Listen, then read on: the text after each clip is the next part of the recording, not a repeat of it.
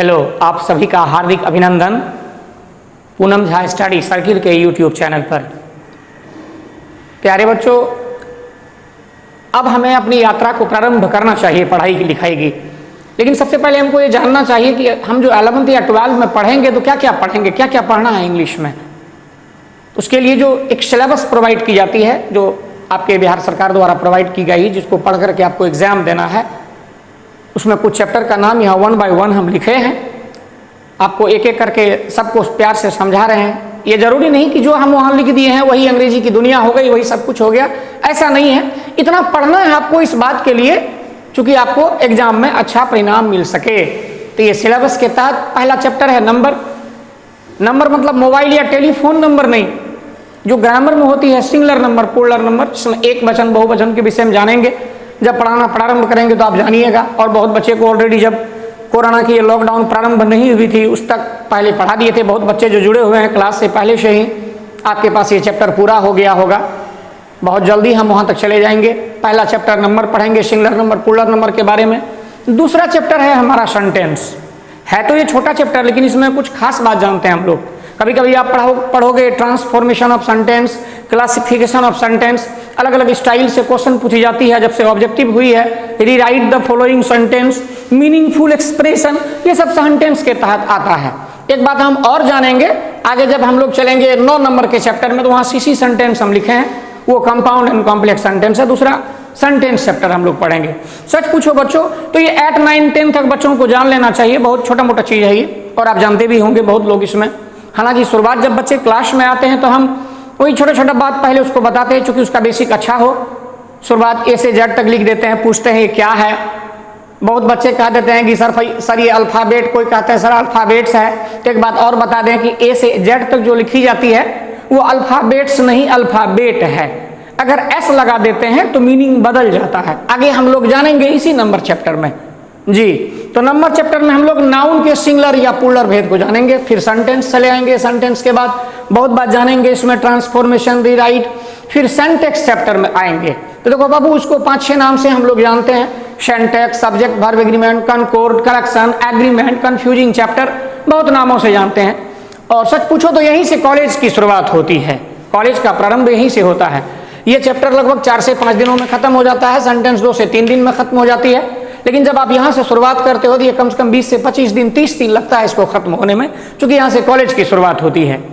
College का standard दिखते हो, बचपन में आप भी सुने होंगे, नो नॉलेज विदाउट कॉलेज। तो अब यहाँ से आप भी देखोगे सेंटेक्स को जो क्वेश्चन में आप लोग को पूछा जाएगा, आजकल नए नए तरीके से क्वेश्चन को लिखता है, तो उसमें सब्जेक्ट वर्ब एग्रीमेंट लिखा हुआ रहेगा। इसलिए हम और देकर सब्जेक्ट वर्ब एग्रीमेंट भी लिख दिए हैं। फिर आते हैं चैप्टर आर्टिकल्स। सच पूछो तो सीरियल से हम 4था चैप्टर में आए हैं, लेकिन आर्टिकल्स का एक और पार्ट है। आर्टिकल्स को 2 भागों में वितरित किया गया है। Articles, omission of articles. Generally आप जानते हो ए एंड द आर्टिकल, हाँ है भी।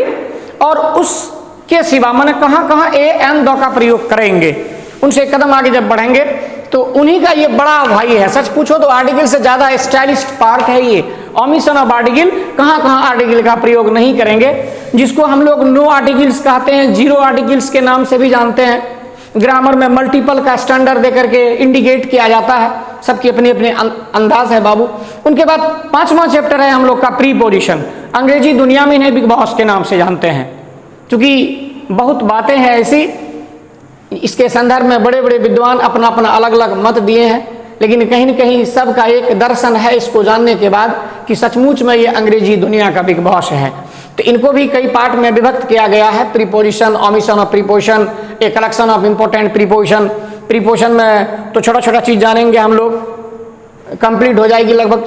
इसमें 30 से 35 नंबर तक पढ़ाएंगे। फिर ओमिशन ऑफ प्रीपोजिशन में जाएंगे।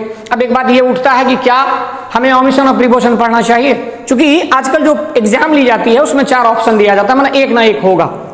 पहले जो क्वेश्चन आती थी उसमें लिखा जाता था fill in the blanks with suitable preposition where necessary, अर्थात जहां जरूरत है वही प्रीपोजिशन का प्रयोग करें। तो हम इसलिए नहीं पढ़ा रहे हैं आपको कि आपको एग्जाम पास करना है, इसलिए पढ़ा रहे हैं कि आपको प्रीपोजिशन का ज्ञान हो। और सिर्फ पढ़कर परीक्षा पास करना ही इंसान का उद्देश्य नहीं होना चाहिए, ज्ञान होनी चाहिए, क्योंकि ज्ञान से दुनिया चलती है और ज्ञान पूजनीय है। धरती पर उन्हीं लोगों को ज्यादा याद रखा गया है जो ज्ञानी हैं। हाँ, तो उससे एक कदम आगे बढ़ते हैं, कलेक्शन ऑफ इंपॉर्टेंट प्रीपोजिशन, कुछ खास वर्ड होता है जिसके साथ कुछ खास प्रीपोजिशन का प्रयोग किया जाता है। इनसे आगे बढ़ते हैं, चैप्टर आता है एडजेक्टिव, बहुत बेहतरीन चैप्टर, बहुत स्टाइलिश, जिन्हें आप विशेषण के नाम से भी जानते हो। इनके बाद सच पूछो तो एडवर्ब से 1 या 2 नंबर कभी कॉमन एरर्स में, कभी रीराइट वाला सेंटेंस में दे देता है। ठीक, ये भी बहुत जल्द खत्म होती है चैप्टर, ये भी बहुत स्टैंडर्ड। उसके बाद आते हैं कंजक्शन। पहले क्वेश्चन में डायरेक्ट कंजक्शन लिख दिया जाता था, लेकिन आजकल लिखता है combine the following sentence into one sentence each. इस प्रकार से कंजक्शन पढ़ना है हमें। उनके बाद आगे बढ़ते हैं हम लोग सीसी सेंटेंस में। तो ये चारों फॉर्म जो अभी बताए, transformation, classification, rewrite, meaningful expression, तो किसी भी तरह से उसमें कई वर्षों के क्वेश्चन में देखे हैं कि कंपाउंड सेंटेंस को कॉम्प्लेक्स की तरह, कॉम्प्लेक्स को कंपाउंड की तरह व्यक्त किया गया है। माने बच्चे उसको बनाते हैं कॉमन एरर्स की तरह, मीनिंगफुल एक्सप्रेशन के दौर में भी। इससे एक कदम आगे बढ़े हम लोग, एक चैप्टर है नॉन फिनाइट्स, जिसके अंतर्गत हमें 3 बात को जानना है। एक इन्फिनिटिव को, दूसरा जिरेंड को, तीसरा पार्टिसिपल को। एक बात बहुत खास बताते हैं आप सभी लोगों को, अंग्रेजी दुनिया में सबसे ज्यादा वर्ब को ही पढ़ना पड़ता है, सबसे ज्यादा। अगर आप शुरुआत से देखते हो तो यहां आप देखते हो कि नाउन का सिंगुलर से प्लूरल कैसे बनता है, लेकिन जब आप सब्जेक्ट वर्ब एग्रीमेंट पढ़ोगे तो किस सब्जेक्ट के साथ वर्ब कैसा होना चाहिए, वर्ब के विषय में जानेंगे। जब आप इधर से आगे बढ़ते हैं तो आप देखोगे यहाँ भी वर्ब वाली बहुत बातें होती है। कंजक्शन तो कंबाइंड करने के लिए जो आता है, आता ही है। वर्ब के टर्मोलॉजी को अगर जानते हैं तो कंजक्शन को और बेहतर ढंग से समझ पाते हैं, क्योंकि कंजक्शन जो 2 या 3 भागों में विभक्त किया गया है। उसके बाद इनसे एक कदम आगे बढ़ते हैं, नॉन फिनाइट्स आते हैं। जब आप इन्फिनिटिव पढ़ते हो तो ये भी वर्ब ही है, जिरेंड पढ़ते हो ये भी वर्ब ही है, पार्टिसिपल पढ़ते हो ये भी वर्ब ही है। अगर इनसे एक कदम आगे बढ़ते हो, ये ऑक्सिलरी वर्ब लिखा हुआ है, तो खास बात क्या है कि ऑक्सिलरी वर्ब के तहत आप 2 बात या 3 बात को जानते हो। अब कहोगे सर आप 2 या 3 क्यों कहते हो, तो बहुत ऐसे ग्रामर है जिसमें सिर्फ 2 का चर्चा किया गया, प्राइमरी ऑक्सिलरी और मॉडल ऑक्सिलरी। लेकिन बहुत ऐसी ग्रामर है जिसमें मार्जिनल ऑक्सिलरी का भी प्रयोग किया गया है। आपको तीनों विस्तार से बतलाया जाएगा, लेकिन एग्जाम जो होती है फाइनल टच का, फाइनल एग्जाम में आप देखोगे सिर्फ मॉडल ऑक्सिलरी से ही क्वेश्चन पूछा जाता है। इसमें हम लोगों को 3 बात जानना है, प्राइमरी ऑक्सिलरी, मॉडल ऑक्सिलरी और मार्जिनल ऑक्सिलरी। इनसे कदम आगे बढ़ते हैं, फ्रेजल वर्ब, माने जैसा दिखता है वैसा इसका हिंदी मीनिंग होता नहीं है, जैसा हिंदी मीनिंग होता है वैसा ये दिखता नहीं है। बहुत स्टाइलिश चैप्टर, बहुत जल्दी ये खत्म होता है। फिर आते हैं टाइम एंड टेंस, अंग्रेजी दुनिया का माया जाल है ये, क्योंकि टाइम एंड टेंस में ये 2 अलग अलग बातें हैं। टाइम अलग चीज है, टेंस अलग चीज है। लेकिन जब हम लोग टाइम एंड टेंस पढ़ेंगे तो इसमें 2-3 बात जानेंगे हम लोग, ट्रांसलेशन को भी जानेंगे, टेंस का टाइम के साथ टर्मोलॉजी को भी जानेंगे। फिर उससे एक कदम आगे बढ़ते हैं वॉइस में। प्यारे बच्चों, जब आप अंग्रेजी पेपर देखते हो तो उसके हेडिंग में मुख्यतः बातें पेसिव वॉइस में ही लिखी जाती है, जो उसका हेडिंग होता है। स्टेटमेंट जो अलग अलग लीडर अलग अलग न्यूज पर प्रसारित की जाती है, अलग अलग जगह रहता है। तो वॉइस आप जानते हो बहुत बेहतर ढंग से, एक्टिव वॉइस, पैसिव वॉइस। तो आप लोग को दिया जाएगा जो क्वेश्चन में, कभी पैसिव दे देगा एक्टिव बनाने के लिए कहेगा, कभी एक्टिव दे देगा पैसिव बनाने के लिए कहेगा, और लास्ट में आ जाता है नरेशन। तो यही खुश नहीं हो जाना है आपको कि ये चैप्टर कंप्लीट हो गई और अंग्रेजी कंप्लीट हो गया। सच मान कर देखो तो अंग्रेजी सलाई रेंज है, साइंस, कॉमर्स, आर्ट्स सभी के बच्चों के लिए सिलेबस है। और खास बात और एक बात बतला दे, चाहे स्टूडेंट 11th का हो 12th का हो, बच्चे अगर 11th के होते हैं तो वहां से यहाँ तक पढ़ाकर उन्हें उस साल मुक्त कर दी जाती है। अगले साल फिर उनको बुलाकर ये तमाम बातें पढ़ाई जाती है। क्योंकि अंग्रेजी को 2 भागों में विभक्त किया गया है आपके एग्जाम के दृष्टिकोण से, इसलिए 50-50 कर दिया गया है। लैंग्वेज 50 का, लिटरेचर 50 का। जब आप ये सेक्शन यहाँ तक ग्रामेटिकल टर्म्स हमारा पूरा होता है, जब इनसे एक कदम आगे बढ़ते हो, अब बुक सेक्शन में आते हैं, लिटरेचर सेक्शन में आते हैं। साहित्य, इसमें आपको ऐसे की प्रैक्टिस करवाई जाएगी। बीच में 4 से 5 वर्षों के लिए परीक्षा में लेटर को हटा दिया गया था। हम सरकार को साधुवाद देते हैं क्योंकि लेटर जोड़ा गया है। प्यारे बच्चों, मोबाइल, इंटरनेट, कंप्यूटर के आ जाने से लिखने का स्टैंडर्ड कम हो गया। हमारे जो स्टूडेंट आते हैं उसमें हम लिखने की प्रवृत्ति को जो देखते हैं तो हमको लगता है कि बच्चा उतना सुंदर ढंग से लिख नहीं पा रहा है जितना ढंग से उसे लिखना चाहिए। तो लेटर जोड़ा गया, बहुत अच्छी बात है। कम से कम इस बहाने भी कि परीक्षा पास करना है, बच्चे कम से कम इसकी प्रैक्टिस तो करते हैं। इनसे कदम आगे बढ़ते हैं। फिर पैराग्राफ है, प्रेसिस है, ये आपको प्रैक्टिस करवाई जाएगी बहुत बेहतर ढंग से। इनके बाद यही खत्म नहीं हो गई सारी बातें, इनके बाद अब आ गए हम लोग ये 2 पुस्तक। अब देखो काबिले गौर क्या है कि पिछले साल तक, यानी जो बच्चे इस बार इंटरमीडिएट का फाइनल एग्जाम देके उत्तीर्ण हुए हैं, तब तब तक 150 की अंग्रेजी पूछी जाती थी, लेकिन अब उसको थोड़ा कम करके 100 का कर दिया गया। तो 50 का बुक और 50 का ग्रामर, ये जान लो।